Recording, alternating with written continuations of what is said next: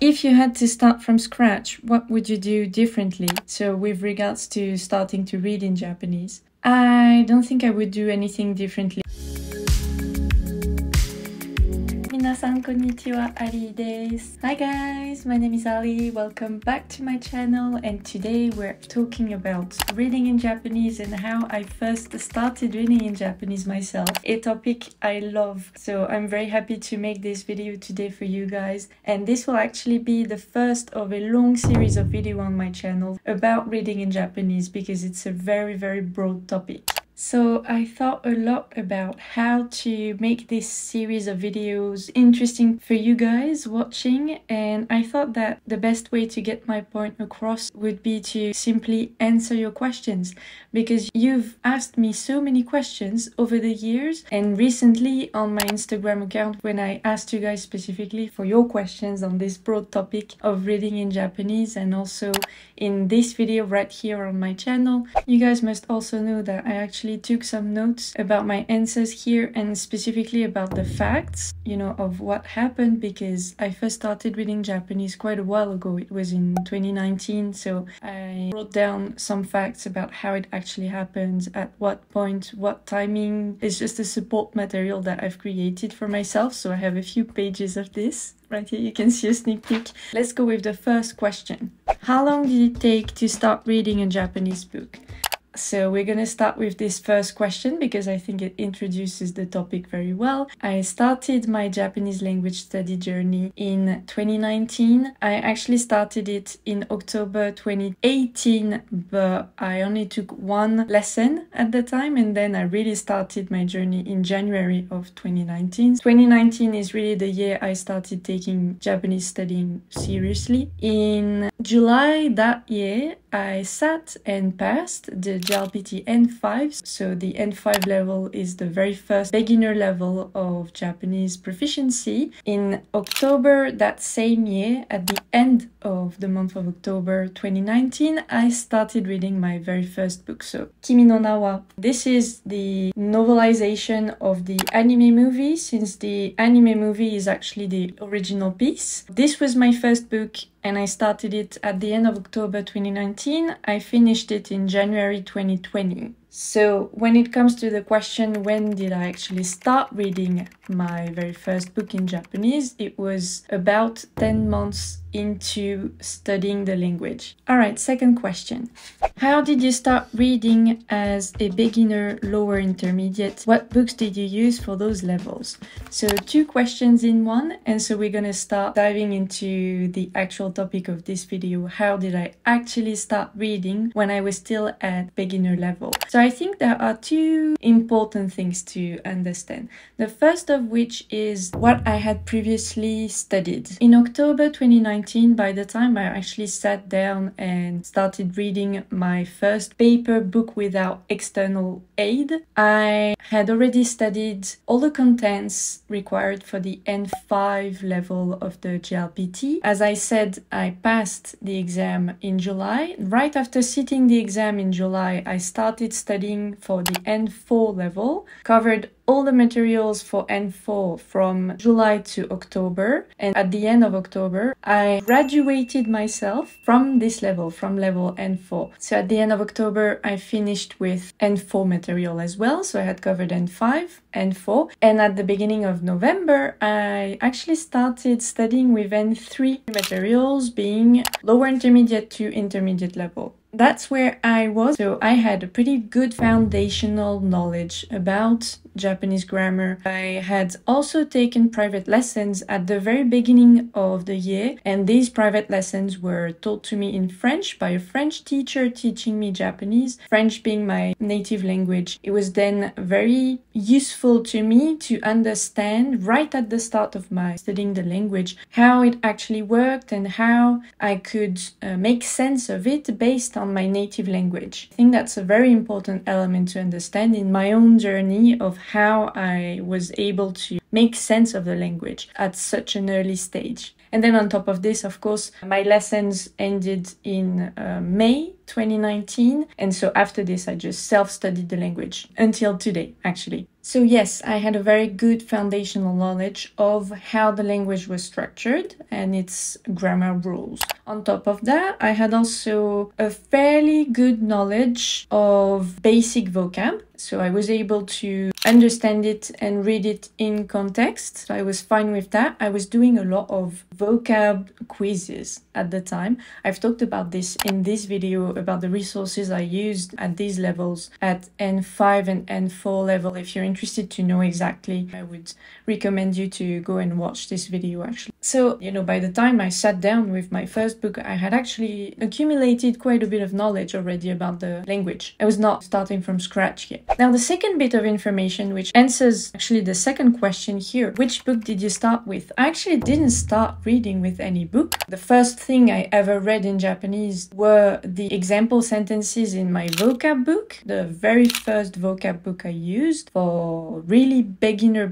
level. Then the second thing I read were, you know, the preparation materials for the N5 level of the exam. So you have a reading section in there for beginner level as well. So I read that too. And then actually, right after that, I started using interactive digital resources. So really digital stories on apps and websites, only short stories, nothing too intense and nothing full length. I mostly used, for the overwhelming majority of the time, the Satori Reader app, which I love. I recommend it all the time. I used it at the time for 3 months in total. I read everything that I could read on there, so every single story. I had a lovely time using this app. It was absolutely amazing because I could read loads of interesting little stories. They were short stories, divided per chapter, with, of course, a graded level kind of system within the app. So each story is of a certain level. They tell you what that level is. What does interactive mean in the first place? It means that as you read, you can actually look up all the words you want to. So just by clicking on them, you can also look up the grammar patterns, and you can also translate every single sentence within the app directly. And you also have an audio file reading the sentences to you. 今日は朝一でミーティングがある。 So that's really a very comprehensive resource, especially at the start of your reading journey. That's always my recommendation. At this point in time, I was absolutely not ready to start reading with paper materials without aid. So what that did at the time was easing my way into reading, and by the end of me using the Satori Reader app, I felt a lot more comfortable with reading. When I started using the app, I couldn't understand anything on my own. I had to translate every sentence. By the end of the 3 months of me using the app, I was only translating certain sentences sometimes when I really wasn't sure about the meaning of the whole sentence, you know, as a whole. And since I also read, like I said, I read everything that was contained on the app at the time, I also read things that were above my level, and I also felt comfortable there. Reading something above your level, when you know you can access translation easily, you're not as intimidated. So that's also why I'm telling you, you know, that's the best way for you to just ease your way into reading and not think about whether or not you're gonna be able to understand, because everything is right there for you, and you just need to make the effort once, trying to understand by yourself. If you really can't, despite your efforts, then you have the translation right here to help you. So that's much less intimidating than a paper book where you're basically on your own and you have nothing to help you there. I wouldn't advise paper resources at the beginning, and I wouldn't advise any sort of book at this really beginner stage of your studying. If I would recommend you anything, that would be graded readers. Otherwise, anything else would be quite frustrating at this stage, because you're still not able to be autonomous with reading texts on your own without any kind of help. So yeah. Alright, so next question. Do you have advice on how to start with reading in Japanese without frustration? So in my case, I was very keen on starting to read as fast as possible. You know, this was my number one priority with the language, because at the time I was not thinking at all about communicating in the language, really, you know, talking to anyone. So I was only focused on being able to understand Japanese contents and books or, you know, written materials, being way above audiovisual contents in my head, my priority order. It hasn't changed that much,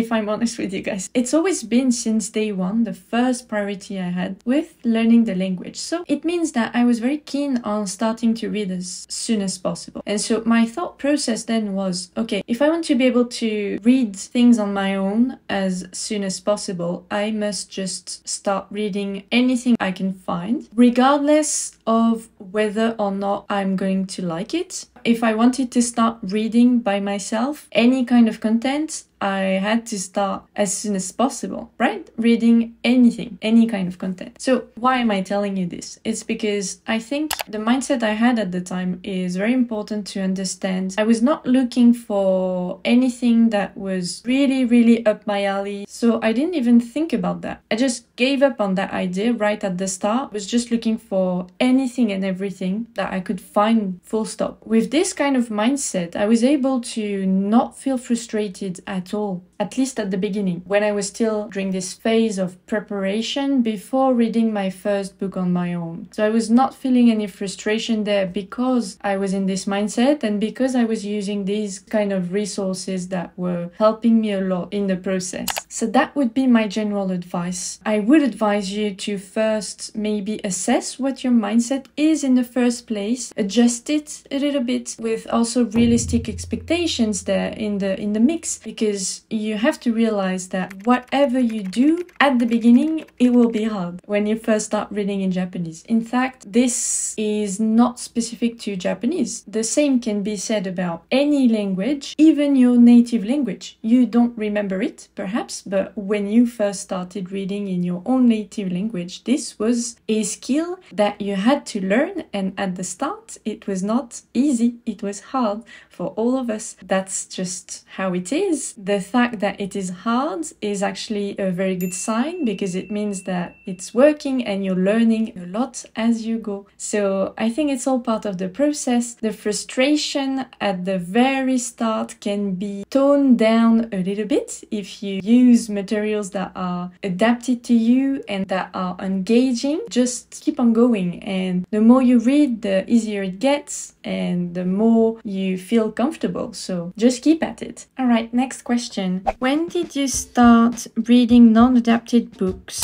I really stopped reading adapted things the day I opened Kimi no Na wa, because that day I just took a leap of faith and I knew that this was above my level at the time. This was easily N3 level, and like I said earlier in this video, when I first started reading this, I was only starting on my N3 studying, so I had an N4 level. Alright, and then finally the last question. If you had to start from scratch, what would you do differently? So with regards to starting to read in Japanese, I don't think I would do anything differently, because the method I used was the one that was the most adapted to me. In fact, I also started using it for my two other languages which I'm studying at the moment, so Russian and Mandarin Chinese. With Mandarin Chinese, I started reading from day one. This is also because in Mandarin Chinese, of course, the characters used in the language are very, very similar to the Japanese characters, which I had a very good knowledge of at the time when I started studying Mandarin Chinese. So it made sense that I would start reading in that language from day one of studying the language, because I was able to understand already. I just started reading from day one. And with Russian, I am almost there. Right at the moment, I am reading a lot through the textbooks I'm using for Russian. I will soon start actually on my first book, which will be a graded reader. The method is, I think, quite simple. As soon as I feel a little bit comfortable with reading, I start with graded readers and then I'll move on to normal books. And